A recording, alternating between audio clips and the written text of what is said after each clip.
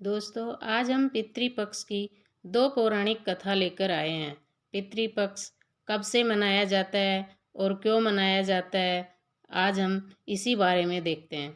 हिंदू धर्म की मान्यता के अनुसार देह त्याग कर चले गए परिजनों की आत्मा की तृप्ति के लिए सच्ची श्रद्धा से जो तर्पण किया जाता है उसे श्राद्ध कहते हैं। ऐसा कहा जाता है कि श्राद्ध पक्ष में मृत्यु के देवता यमराज जीव को मुक्त कर देते हैं ताकि वो परिजनों के यहाँ जाकर तर्पण ग्रहण कर सके। घर के परिजन चाहे विवाहित हो या अविवाहित, बच्चा हो या बुजुर्ग, स्त्री हो या पुरुष, अगर उनकी मृत्यु हो गई है तो उन्हें पितृ कहते हैं। इन्हीं पितरों की आत्मा की शांति के लिए पितृपक्ष में तर्पण किया जाता है। तर्पण से पितृ खुश हो गए तो घर में खुशहाली आती है। पितरों को लेकर महाभारत की एक कथा का जिक्र किया जाता है। उस कथा से ज्ञात होता है कि महाभारत के बाद से ही पितृपक्ष मनाया जाता है। जाने कथा के बारे में। ऐसा कहा जाता है कि महाभारत के युद्ध में दानवीर कर्ण के निधन के बाद उसकी आत्मा स्वर्ग पहुंच गई। वहां उन्हें नियमित भोजन के बदले सोने और अन्य गहने आदि खाने के लिए दिए गए। इससे परेशान कर्ण की आत्मा ने यमराज से इसका कारण पूछा। इस पर यमराज ने कर्ण की आत्मा को बताया कि आपने अपने पूरे जीवन में सोने के आभूषणों को दूसरों को दान किया, लेकिन कभी भी अपने पूर्वजों को भोजन दान नहीं दिया। तब कर्ण ने कहा कि वो पूर्वजों के बारे में नहीं जानता था। इसके बाद यमराज ने कर्ण की आत्मा को 16 दिनों के लिए पृथ्वी पर जाने को कहा ताकि अपने पूर्वजों को भोजन दान कर सके। 16 दिन की इसी अवधि को पितृपक्ष के रूप में मनाया जाता है।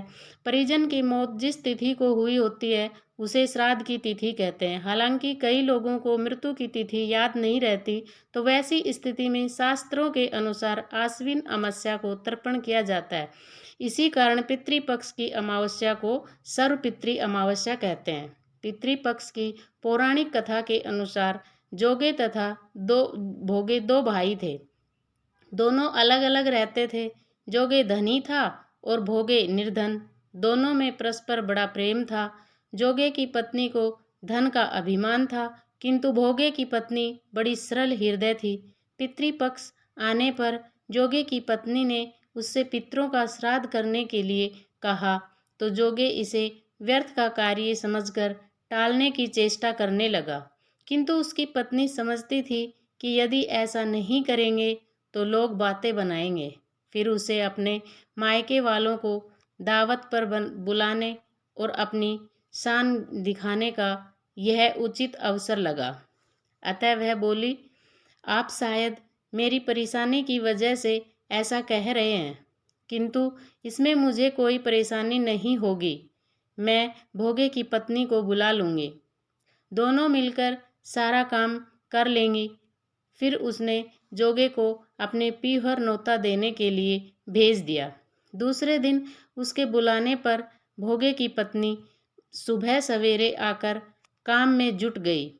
उसने रसोई तैयार की, अनेक पकवान बनाए, फिर सभी काम निपटाकर अपने घर आ गई। आखिर उसे भी तो पितरों का श्राद्ध तर्पण करना था। इस अवसर पर न जोगे की पत्नी ने उसे रोका न वह रुकी। शीघ्र ही दोपहर हो गई। पितृ भूमि पर उतरे। जोगे भोगे के पितृ पहले जोगे के यहाँ गए तो क्या देखते हैं कि उसके ससुराल वाले वहाँ भोजन पर जुटे हुए हैं। निराश होकर वे भोगे के यहाँ गए। वहाँ क्या था, मात्र पितरों के नाम पर अगियारी दे दी गई थी। पितरों ने उसकी राख चाटी और भूखे ही नदी के तट पर जा पहुँचे। थोड़ी देर में सारे पितर इकट्ठे हो गए और अपने अपने यहाँ के श्राद्धों की बड़ाई करने लगे। जोगे भोगे के पितरों ने भी अपनी आप बीती सुनाई। फिर वे सोचने लगे, अगर भोगे समर्थ होता तो शायद उन्हें भूखा न रहना पड़ता, मगर भोगे के घर में तो 2 जून की रोटी भी खाने को नहीं थी। यही सब सोचकर उन्हें भोगे पर दया आ गई। अचानक वे नाच नाच कर गाने लगे भोगे के घर धन हो जाए, भोगे के घर धन हो जाए। सांझ होने को हुई, भोगे के बच्चों को कुछ भी खाने को नहीं मिला था। उन्होंने माँ से कहा, भूख लगी है। तब उन्हें टालने की गर्ज से भोगे की पत्नी ने कहा, जाओ, आंगन में होदी औंधी रखी है, उसे जाकर खोल लो और जो कुछ मिले बांटकर खा लेना। बच्चे वहां पहुंचे तो क्या देखते हैं कि होदी मोहरों से भरी पड़ी है। वे दौड़े दौड़े माँ के पास पहुंचे और उसे सारी बातें बताई। आंगन में आकर भोगे की पत्नी ने यह सब कुछ देखा तो वह भी हैरान रह गई। इस प्रकार भोगे भी धनी हो गया, मगर धन पाकर वह घमंडी नहीं हुआ। दूसरे साल का पितृपक्ष आया। श्राद्ध के दिन भोगे की स्त्री ने 56 प्रकार के व्यंजन बनाए। ब्राह्मणों को बुलाकर श्राद्ध किया, भोजन कराया, दक्षिणा दी। जेठ जिठानी को सोने चांदी के बर्तनों में भोजन कराया। इससे पितृ बड़े प्रसन्न तथा तृप्त हुए।